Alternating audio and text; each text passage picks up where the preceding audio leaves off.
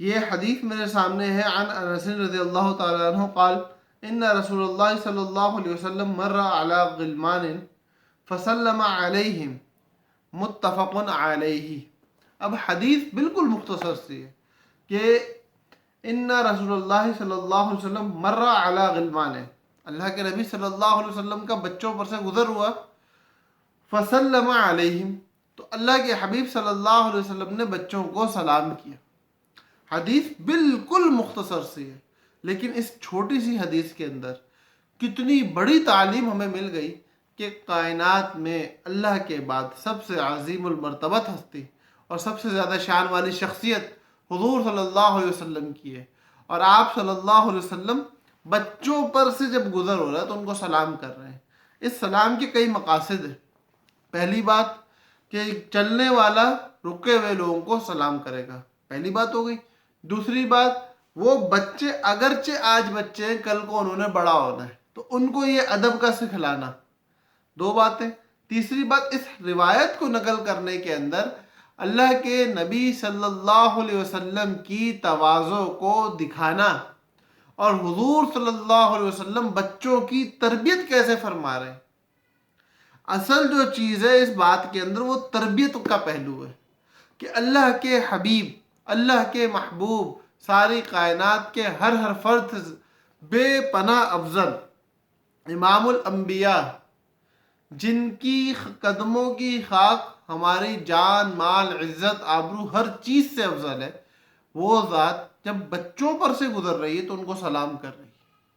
اور آج ہمارا حال یہ ہے کہ ہم اپنے بچے سے عزت چاہتے ہیں، توقیر چاہتے ہیں، ادب چاہتے ہیں، ہر قسم کی خیر بھلائی برکت چاہتے ہیں، لیکن جب ہم اس سے مخاطب ہوتے ہیں، جب ہم اپنی طرف سے اس کو کچھ دینے والے ہوتے ہیں تو گالیاں، بد کلامی، ہمارے طرف سے اس کو جھوٹ کا سکھلانا۔ ہم لوگ بیج بوتے ہیں کانٹوں کے اور چاہتے ہیں کہ فصل لگے پھولوں کی، یہ ممکن نہیں ہے۔ اگر بچوں سے اچھے آداب اور اچھے اخلاق چاہتے ہو، اگر بچوں کو اچھی تربیت دینا چاہتے ہو، تو اس کی ایک ہی بنیاد ہے، اور وہ بنیاد اپنی ذات کی کردار سازی ہے، جو ہمیں ہمارے نبی صلی اللہ علیہ وسلم نے کر کے دکھائی ہے۔ یہ عمل چھوٹا عمل نہیں ہے کہ ایک نبی چلتا ہوا جا رہا ہے، ہمارا کوئی بڑا بیوروکریٹ ہو، کوئی انڈسٹریلسٹ ہو، کوئی بہت بڑا کارپوریٹ سیکٹر کا آدمی ہو، کوئی بڑا سیاستدان ہو، کوئی بڑا ایکٹر ہو، سلام نہیں کرتا، جھکتا نہیں ہے، ملتا نہیں ہے، نخرے لگے ہوئے ہوتے ہیں۔ اور یہ تو بڑے لوگ ہوگا دنیا کے اعتبار سے، ان کو چھوڑو۔ ہمارا ایک عام سا جو گلی محلے میں کام کرنے والا بندہ ہوتا ہے نا، اس کی انا اور نخرہ بھی آسمان پہ ہوتا ہے۔ خود متواضع ہونا نہیں ہے، اور بچے سے چاہ رہے ہیں کہ وہ ہم سے تواضع کرے۔ خود جھکنا نہیں ہے، جھکنا سکھائیں گے تو جھکے گا نا، عزت دینا سکھائیں گے تو عزت دے گا۔ آج آپ اپنے والدین کے ساتھ بچوں کے سامنے بدسلوکی کرو، کل آپ کے ساتھ ویسے ہی بلکہ اس سے زیادہ برے طریقے سے بدسلوکی کی جائے گی۔